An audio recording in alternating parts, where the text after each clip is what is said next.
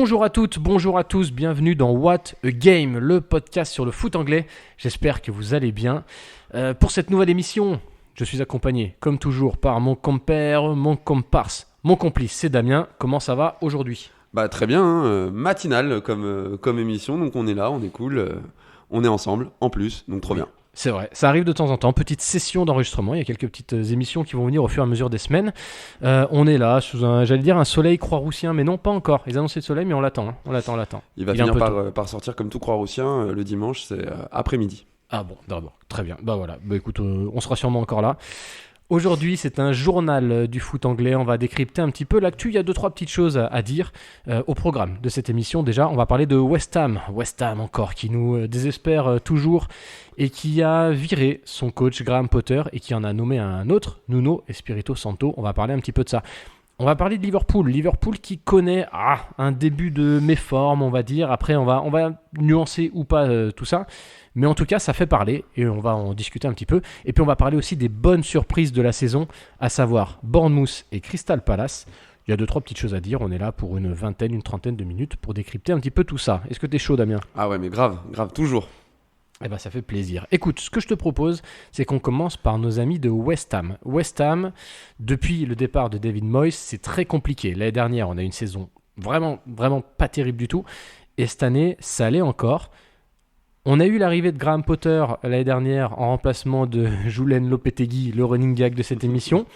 On a eu un petit peu d'espoir parce que Graham Potter, il avait montré des belles choses à Brighton, plus compliqué à Chelsea, mais on était curieux de le revoir sur un banc. À défaut d'avoir fait pire, il n'a pas fait beaucoup mieux. Finalement, cette saison, hop, ciao. Et on fait venir un revenant plutôt, Nuno Espirito Santo, qui avait été limogé un petit peu plus tôt de Nottingham Forest après une saison historique l'année dernière.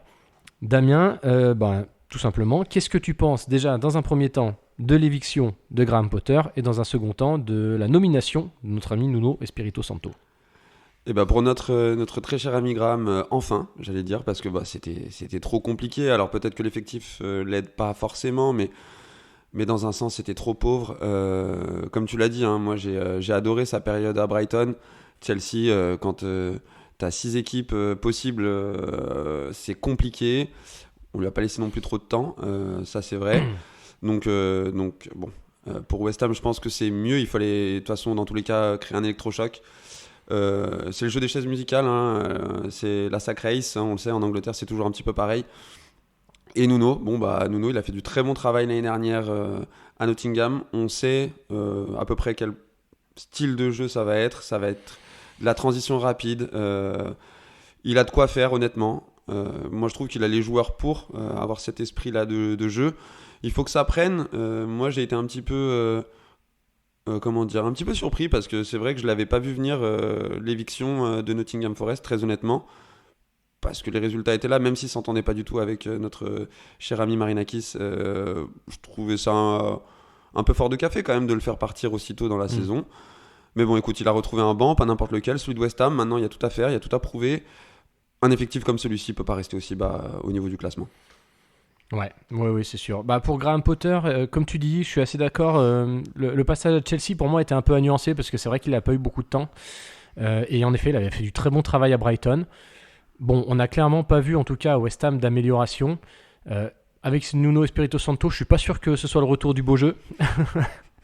Parce qu'en effet, c'est pas forcément les principes qu'il nous a montré. Je suis un peu inquiet pour West Ham parce que j'ai l'impression que, un peu à l'image de Manchester, j'ai l'impression que le mal est un peu plus profond. On parlait par exemple d'Everton où on dit c'est dur à expliquer, mais il y a une bonne vibe. Et West Ham, c'est un peu l'inverse. C'est-à-dire, on sent qu'il y a un truc qui va pas. Je sais pas, il y a ce stade, le London Stadium, qu'ils ont du mal à remplir, qui est un peu impersonnel, tout ça. On sent qu'au niveau de l'esprit, de l'engouement, c'est un petit peu compliqué. Et voilà, et puis en termes de jeu, je sais pas, ça manque de niaque, ça manque de plein de choses.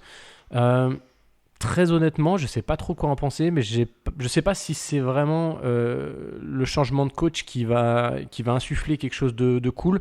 Surtout que quelqu'un comme je voyais plus vraiment un bâtisseur comme Graham Potter qui pouvait arriver vraiment avec des principes de jeu. Là, Nuno Espirito Santo, il a fait une carrière, une saison historique avec Nottingham, mais je sais pas, je suis pas hyper optimiste. Et globalement, à West Ham, j'ai l'impression qu'il y a une espèce de une espèce de redescente vraiment pas cool qui est en train d'opérer. Et d'ailleurs, les supporters sont un peu en fronde avec la direction. C'est vrai. Je sais pas dans quelle direction ça va, mais je suis pas forcément hyper optimiste, quoi. Bah, depuis la victoire en Coupe d'Europe, on a senti que ça s'essoufflait. Il y avait un vrai élan avant ça. On sentait que tout le monde. Il y avait une vraie synergie, que tout le monde poussait dans le même sens. Et là, comme tu le dis, je trouve que ça se voit vraiment, surtout au niveau du stade, en fait. Ça se ressent, en fait, que c'est plat, qu'il n'y a pas d'ambiance, qu'il n'y a rien. Alors, le stade est honnêtement pas fait pour, très clairement. Bah non, c'est pas un stade de foot, de toute façon, à la base. Non. Et je trouve que ça se ressent. Je pense que les joueurs, ça les met pas non plus dans les meilleures conditions. Après, à côté de ça, je pense qu'il y a aussi pas mal d'extra sportifs. J'ai pas l'impression que ce soit un groupe qui vive bien. Tu vois ce que je veux dire ou pas? Je sais pas. Et pourtant, il y a des bons joueurs. L'effectif est pas mauvais. Hein. Quand tu prends Somerville, quand tu prends Paqueta, quand tu prends notre gars, Jarrod Bowen. Bien sûr. Enfin, pour moi, il y a de quoi faire. Mais tu vois, j'ai été content déjà de voir une chose. Honnêtement, c'est le retour d'Areola dans la cage avec Nuno. Parce que bien sûr. Tu peux pas. Je sais pas comment Graham voyait les choses. Mine de rien, Areola il fait ses stats tous les ans. Hein. Il est attaqué, hein, il en prend des frappes. Et honnêtement, j'ai pas compris moi sa mise au banc en début de saison et les résultats de suite, ça s'est vu. Là, il a fait quoi, Nuno? Un match, je crois, depuis, c'est contre Everton, c'est le match nul, il me semble. Il en a fait un ou deux, je sais plus. Moi, j'en ai un. Non, ils ont perdu contre Arsenal 2-0. Ah oui, ils ont perdu contre Arsenal et après, derrière, il y a le match contre Everton. Non, l'inverse. Ah, ok. Oui, non, d'accord, dans ce sens-là. Et pardon. Et du coup, déjà, Areola au cash, ça fait du bien quand même. Tu sens que ça aide un petit peu. Ça fait 2 ans que Areola il est contesté et puis que finalement en fait on se rend compte que c'est quand même le meilleur gardien. Bon, en tout cas on va voir ce que ça donne au niveau de West Ham, mais en termes d'effectifs, franchement l'effectif est hyper sérieux. En termes de soutien populaire, c'est quand même une équipe qui a une grosse communauté, qui a un gros soutien populaire. Et ouais, en effet, il y a cette espèce de ça se morfond un petit peu, j'ai l'impression. Et attention, parce que l'année dernière, avec Manchester, ils font partie vraiment des plus mauvais en dehors des relégables. Ils sont pas si loin. Cette année, ils sont avant-derniers. Attention, parce qu'il y a trop joué avec le feu. On a vu qu'il pouvait y avoir des équipes historiques qui pouvaient avoir des mauvaises surprises. Donc, on leur souhaite pas, hein. Évidemment, on souhaite ça à aucune équipe, mais on le sait très bien, la première ligue, elle est impitoyable. Exactement. À un moment donné, si tu mets pas tous les bons ingrédients pour y rester, bah c'est simple, hein, c'est ça descend directement. Donc, on va continuer à espérer pour eux et puis que ça s'améliore, évidemment, que nous fasse mentir, hein, évidemment, là, on l'attend. Bah ouais, c'est ça, c'est clair. Bon, en tout cas, voilà, on voulait faire un petit point sur West Ham parce qu'on est inquiet et à voir comment ça peut évoluer. On va également parler de Liverpool. Alors, Liverpool, en ce moment, est un petit peu sous le feu des projecteurs. À tort ou à raison, ça c'est à vous de voir, mais tout simplement parce que Liverpool vient d'enchaîner 3 défaites consécutives. Et Liverpool montre quand même dans le jeu des limites. C'était déjà le cas un peu depuis le début de saison, mais bon, ils étaient à 5 matchs, 5 victoires, ils étaient leaders, donc bon. Aujourd'hui, Liverpool reste deuxième, attention, à 1 point d'Arsenal. On est à 15 points en cette journée, c'est un bilan tout à fait correct, surtout qu'on a eu une dernière défaite contre Chelsea un peu à la dernière minute, mais voilà, Liverpool vient d'enchaîner 3 défaites de suite, et surtout Liverpool montre des difficultés dans le jeu, ça c'est un fait. Bon, Damien, comment tu vois ça? Est-ce que pour toi, il y a des vraies inquiétudes pour Liverpool ou est-ce que tu as plutôt tendance à dire temps mort, les gars, on peut avoir des coups de mou? Je suis un petit peu nuancé, mais on en avait parlé ensemble à la preview. Je m'en rappelle, j'avais dit que ça allait être... Pour moi, que c'était déjà un petit peu compliqué. On voyait déjà les prémices. C'est difficile. Arne Slot, il arrive dans un effectif qui bouge pas. Il reprend une équipe qui se connaît par cœur, avec que des tauliers. Il gagne le titre, très bien. Là, les investissements, ils sont conséquents, très conséquents. Tu renforces énormément le milieu de terrain, les latéraux changent. Tout ce qui était un peu les principes de Jürgen sur ce pressing de malade, avec vraiment Trent qui monte, Robertson aussi. Donc là, le temps que la mayonnaise prenne, tu as 2 attaquants maintenant en pointe qui se marchent dessus, mais il faut faire jouer les deux, parce qu'ils t'ont coûté très cher. Je pense que c'est le temps qui trouve la bonne sauce, la bonne mayonnaise. Wirtz, on le voit, il est ultra talentueux, ça c'est sûr. Le temps qu'il s'adapte à la première ligue, il lui faut aussi un peu de temps, parce que maintenant, on parle souvent du temps qu'il faut pour s'adapter, mais c'est surtout le temps qu'il a pour contrôler, donner ou contrôler, frapper. En Allemagne, je pense qu'il avait largement plus de temps. peut-être une seconde de plus. Là, en première ligue, ça lui monte dessus. C'est difficile, je pense, pour lui de comprendre encore comment il peut jouer. Moi, ce qui m'étonne et ce qui m'inquiète un petit peu, c'est des fois les choix de slot. T'avais un milieu de terrain qui était conquérant l'année dernière. Gravenberch, Slobosai qui pouvait rentrer, McAllister, tout ça. Là, ça change. Il essaye de changer les choses. Slobosai, des fois, il passe en latéral, sur la défense, pour essayer d'apporter un peu cette qualité de passe que apportait Trent. Mais tu sens que c'est pas son poste. Tu sens qu'il sait pas trop défendre. Enfin, qu'il a du mal. Et je pense que tous ces petits gravillons là, ça a fait que la machine, elle s'enraye un petit peu. Jusqu'à présent, il y avait des buts salvateurs dans les dernières minutes et ça finissait par gagner. Là, c'est un peu plus difficile. Là, on sent que c'est un petit creux. Moi, je m'inquiète pas de plus. Il y a un effectif qui est quand même plus que qualitatif, plus que quantitatif. Je pense que ça va finir par rentrer dans l'ordre. Après, encore une fois, il faut pas que ça dure de trop. Bah, je partage un peu ton constat, c'est-à-dire que Slot, l'année dernière, il s'est appuyé surtout sur une équipe type. On l'a vu, l'année dernière, Slot, il a très peu fait tourner.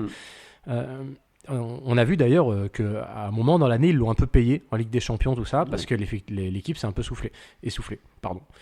Et là, cette année, il est obligé d'intégrer des nouveaux éléments qui, comme tu l'as dit, coûtent très cher. Et forcément, on sent que la mayonnaise, elle prend pas. C'est pas forcément inquiétant au point de vue des joueurs. Wirtz, faut pas oublier qu'il a 22 ans. Oui, bien sûr. Et puis quand on regarde même l'année dernière, le milieu de terrain qui a roulé sur la première ligue, à savoir Szoboszlai, McAllister, Gravenberch, faut pas oublier que McAllister, il a été très bon très vite. Mais Szoboszlai, tu te rappelles, moi j'étais le premier à le tailler parce qu'il a mis du temps à se mettre en route, et Gravenberch, il a passé une saison à cirer le banc. Donc c'est quand même des gars qui ont mis du temps à s'adapter. Donc j'ai pas de doute sur le fait que Wirtz il va s'adapter. D'ailleurs, une petite stat très intéressante que j'ai vue l'autre jour, Wirtz, c'est le joueur de première ligue qui a créé le plus d'occasions. Tu vois, alors il a pas été très efficace, mais en tout cas c'est le joueur qui apporte. Mais bon voilà, après il y a ce souci en attaque, comme tu dis. Donc je suis pas forcément inquiet sur l'adaptation de ces gars-là qui, à mon avis, Ekitike, c'est plutôt la bonne surprise parce que lui, il est performant tout de suite. Isaac, on ne sait pas vraiment quel niveau physique il est, mais bon, on n'est pas très inquiet. Mais par contre, comme tu dis, il faut voir combien de temps ça dure parce que il avait un 11 qui marchait très bien. Aujourd'hui, il a apporté des changements. Et en fait, combien de temps ça va prendre? Et bon, les dirigeants de Liverpool, je suis assez confiant, c'est pas trop le genre à changer direct. Mais en attendant, il y a des équipes comme Arsenal qui tournent fort.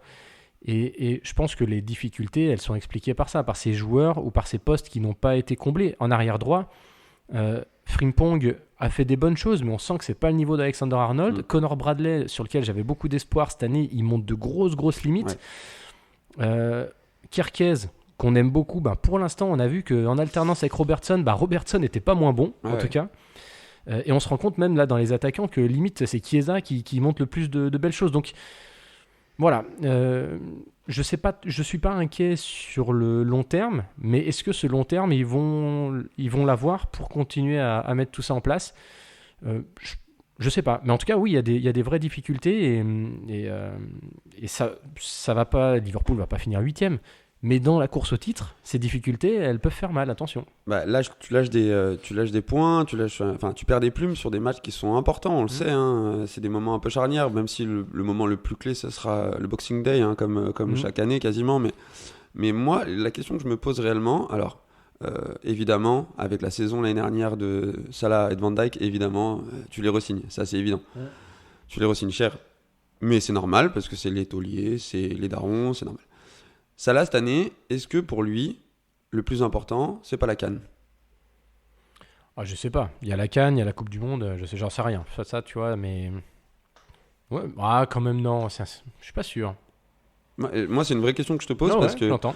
Parce que on sait, hein, il a la dalle, hein, mais quand t'as déjà gagné Première Ligue et tout, et que là, tu peux gagner pour ton pays, tu vois, Salah, c'est vraiment...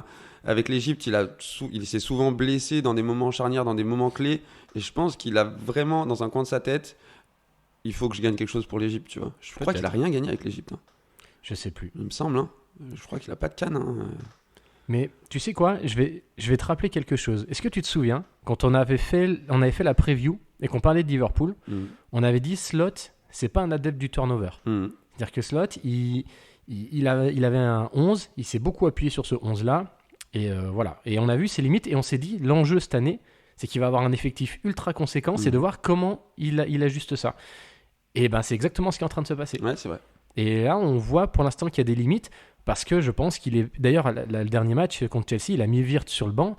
Il a voulu remettre son milieu, mais sauf que les automatismes, tout ça, à un moment, ça joue. Et je pense qu'il y a la vraie question, c'est comment intégrer ces recrues dans le sens où tu dois les faire jouer parce qu'ils ont coûté cher, mais tu déséquilibres ton équipe. Et je vais te dire un truc. Moi, je suis supporter de Liverpool. Hein. Je trouve ça presque un peu rassurant. Parce que ça veut dire qu'on n'est pas dans FIFA. C'est pas parce que tu poses des 300 millions et que tu fais venir plein de joueurs que tu vas tout gagner.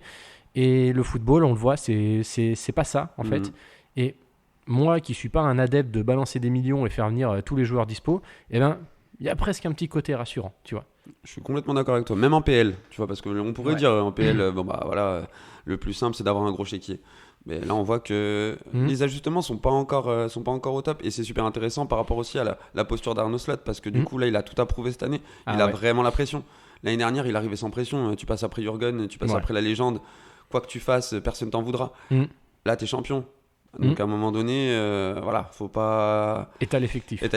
Donc non, là, c'est super intéressant. Encore une fois, moi, tu vois, je le dis, je vais pas commencer à m'inquiéter de suite. Mais oui, il a forcément un peu la presse.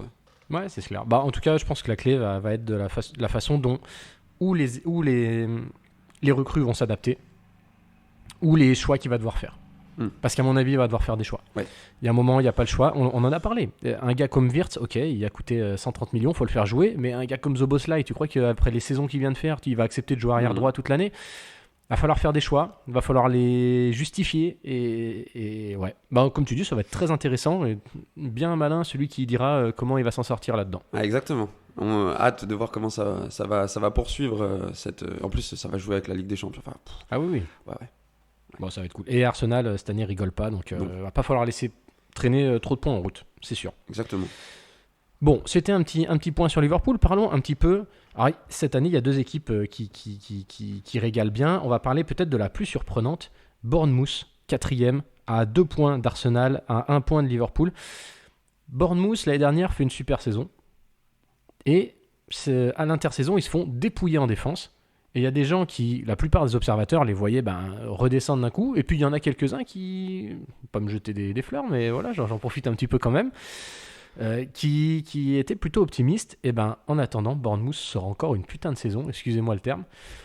et ils sont là, toujours dans le même jeu, efficace.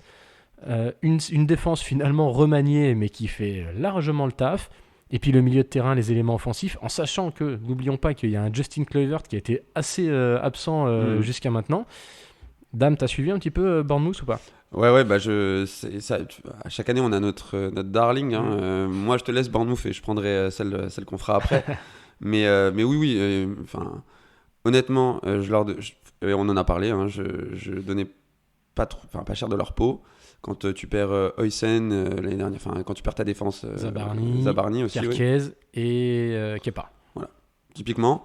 Mais encore une fois, très bien travaillé, achat malin, et puis ça tient la baraque, quoi.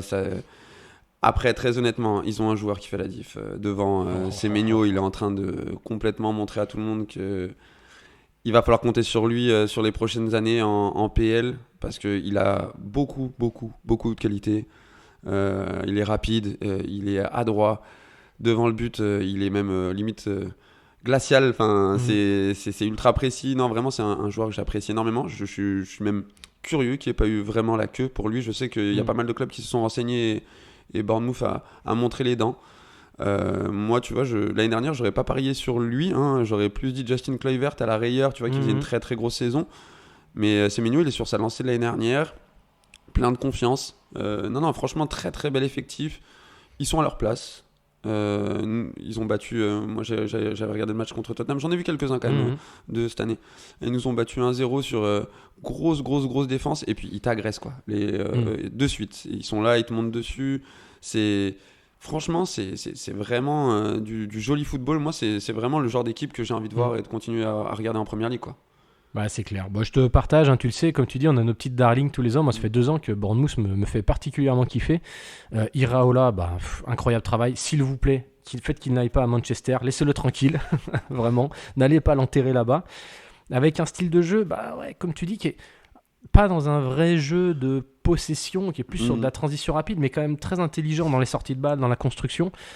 Et puis, si tu regardes, bon, Semenyo, extraordinaire. Mhm. Franchement, là, cette année, il a encore passé un level. Je ne sais pas si c'est sa dernière année à Bournemouth, mais en tout cas, magnifique, C'est extraordinaire. clair. Et puis, derrière, la défense, cette charnière Diakité-Senesi, franchement, tu sais que c'est ultra costaud. Truffert, il a largement pris la place de Kirkez, il n'y a pas de Mhm. problème. Petrovic dans les cages, bon, ça, on n'avait pas trop de doutes. Non. Mais en tout cas, ça marche bien. Moi, je suis très content de voir Alex Scott, l'ancien de Bristol, qui s'est vraiment enfin imposé au milieu de Ouais. terrain, parce que c'était pas encore trop le cas ces dernières années. Cette année, c'est un titulaire indiscutable. Il C'est fait clair. des gros matchs. D'ailleurs, Mm. Semenyo, ancien de Bristol aussi, ça fait plaisir. Et puis devant, même un gars comme Evan Nilsson, qui est pas un serial buteur, mais qui apporte tellement dans l'esprit, dans le pressing, dans la construction du jeu, dans les appels qu'il fait. J'adore. Franchement, Bournemouth, c'est super cool. On sent que le club travaille très bien. Il progresse par rapport à l'année dernière, ce qui était vraiment pas gagné vu la saison qu'ils ont fait. À voir combien de temps ça va durer, mais très très belle surprise. Hein. Ouais, franchement, on vous conseille de suivre un petit peu Bournemouth parce qu'il y a des belles choses. Pour moi, tant qu'Iraola sera là, ça sera toujours un peu ça sera dans le même esprit, hein, réellement. Il a insufflé quelque chose depuis qu'il est arrivé en PL. Non, franchement, super coach. Et puis, autour de ça, encore une fois, quand un club travaille bien, ça se voit. Ouais. Et là, c'est le cas. Hein, les achats sont malins. Tu fais ramener Eli Kroupi Junior qui, ici, en Ligue 1, en tout cas, en Ligue 2, pardon, montrer de belles choses à Lorient. Tu ramènes Adli. C'est des compléments malins parce que c'est des mecs qui te mettront des buts à des moments importants de la saison. Non, franchement, moi, j'aime beaucoup. J'aime beaucoup le taf que fait Bournemouth et c'est réellement mérité leur place actuellement. Ouais, c'est clair. Bon, en tout cas, on va continuer de les suivre. Et puis, il y a une deuxième équipe qui continue, qui surprend presque plus, en fait. Crystal Palace qui continue, tout simplement, sur sa belle lancée. On ne sait plus quoi dire sur Oliver Glasner, tellement il a des éloges dans tous les sens. Lui aussi, s'il vous plaît. Je crois qu'il a annoncé, de toute façon, dès qu'il y a un bon coach, il a annoncé du côté de Manchester. Laissez-le tranquille, s'il vous plaît. Bon, en tout cas, ça, à Crystal Palace, je te le laisse un peu plus, parce que je sais que toi, c'est une équipe, ça fait 2 ans que tu en parles avec plaisir. Et ils continuent. Eux aussi, ils sont, alors au niveau du classement, ils sont juste en dessous. Hein, ils sont 6e, mais ils sont 2 points derrière Bournemouth. Ils sont dans la course, en tout cas pour l'instant, à l'Europe. Damien, je sais que c'est une équipe que tu aimes bien. Est-ce que tu as des choses à rajouter finalement? Parce qu'on a déjà beaucoup parlé de Palace finalement. Au final, on en a beaucoup parlé, mais encore une fois, pour dire qu'il n'y a pas de fumée sans feu. Voilà, ça fait un moment qu'ils sont sur la continuité. Et encore une fois, moi, je pense que tu peux juger ce genre d'équipe sur les affrontements directs avec les gros. Réellement, Glasner, il a fait jouer tous les grands coachs de Première Ligue. Tous ceux qui ont les Pep, même Arne Slot, il l'a fait déjouer. Non, vraiment, c'est très très costaud. J'en pose une pour JP Mateta qui a été appelé en équipe de France. Et enfin, merci Didier d'avoir regardé l'APL. Merci parce que c'est un joueur qui mérite, honnêtement, qui a eu un parcours rêvé, on va dire, mais qui pour moi, c'est le genre de joueur que j'aime. C'est le genre d'effectif que j'aime. Tout le monde se bat les uns pour les autres et tout. Maxence Lacroix, moi, c'est un de mes défenseurs préférés en PL. Non, vraiment, je pense que vous le savez si vous nous écoutez. Moi, j'adore cet effectif de Crystal Palace. J'aime ce qui se passe autour. Le côté ultra, ça, c'est incroyable. Il y a trop de choses qui font que c'est un club qui est bien géré, qui est bien structuré, qui avance dans le bon sens. Et encore une fois, qui finissent dans les 6, 7, 8, même 10 premiers. Voilà, ce sera très bien parce que c'est ce genre de range. Tant qu'Oliver Glasner sera là, c'est la range où ils seront. Après, bon, je pense que ils seront pas dépouillés peut-être forcément trop sur l'effectif, ça sera plus le coach à mon avis qui aura une grosse hype et qui partira peut-être pour un très gros club l'année prochaine. Mais voilà, qui continue comme ça parce que franchement, j'ai vu le match contre Liverpool. Ouais, ils auraient pu en mettre. Mateta, il avait été un peu plus précis et tout. Et puis en plus, des jolis buts, bien construits et tout. Avec des. Non, franchement, moi je kiffe. Honnêtement, je kiffe. Ouais, non, mais c'est super. Tu vois, moi, je faisais partie au début presque un peu des sceptiques dans le sens où ils avaient des bons résultats, mais je trouvais que dans le jeu, c'était jamais hyper flamboyant. Et du coup, tu vois, je me disais à un moment, ça va être limité. Mais en fait, force est de constater que déjà, ils sont ultra efficaces. Et puis du coup, ça se développe trop bien finalement. Et donc c'est un peu à l'image de Bournemouth, on n'est pas sur des grosses équipes de possession, etc. Mais ils sont tellement forts dans leur registre. Et là, maintenant, les résultats parlent pour eux. Je veux dire, ça fait maintenant 1 an que c'est exceptionnel. Je m'incline et bravo au coach, bravo à l'effectif. Franchement, cette équipe est de plus en plus surprenante. Et pareil, comme Bournemouth, jusqu'où ça ira, j'en sais rien. Mais ça travaille tellement bien. Et le prochain Bournemouth Crystal Palace va être intéressant. C'est quand qu'il y a ça? Allez, pendant qu'on discute, je regarde. En plus de ça, tu perds quand même. C'est le prochain match, 18 octobre. Ouais. Ah, ça va être dingo. C'est notre petit gros match à nous. C'est ça. Mais tu perds en plus sur les 2 dernières années, tu perds Michael Olise et Eberechi Eze. Putain, je me suis tenté. Eberechi Eze. qui étaient quand même les 2 maîtres à jouer de l'équipe. Donc non, franchement, chapeau. Et puis on va devoir ce gros choc justement contre Bournemouth. C'est ça. Bon, en tout cas, voilà, c'est les 2 équipes qui retiennent un petit peu notre attention depuis ce début de saison, sans être finalement très surprenant, parce qu'ils sont sur une continuité. Mais en tout cas, des équipes qui sont très plaisantes à avoir joué, avec des vrais bons joueurs, des vrais bons coachs. Et des très bonnes équipes de première ligue. D'ailleurs, ça montre le niveau de championnat. C'est quand tu dis que tu as Bournemouth et Crystal Palace qui sont dans les meilleurs. En fait, t'as pas de week-end facile. Ouais, c'est ça, exactement. Jamais. Bon, voilà. Oh, pardon. Non, vas-y, je t'en prie. J'allais conclure. Mais conclus. Conclusion. Conclusion, c'est pas ouf. Bon, voilà, en tout cas, on voulait faire un petit point. C'était assez rapide sur ces dernières semaines. Il n'y a pas eu d'actualité brûlante, mais par contre, il y avait des choses à dire sur certaines équipes. En attendant, écoutez, comme d'habitude, What a Game, c'est dispo sur toutes les plateformes de streaming, sur YouTube, un petit peu sur les réseaux sociaux si vous voulez nous suivre. Et puis continuez à faire tourner l'émission, ça fait plaisir. Nous, on se retrouve très bientôt pour de nouvelles aventures. À très vite. Allez, vive le foot anglais, vive les saucisses au petit-déj. Ciao, ciao, à bientôt. Ciao.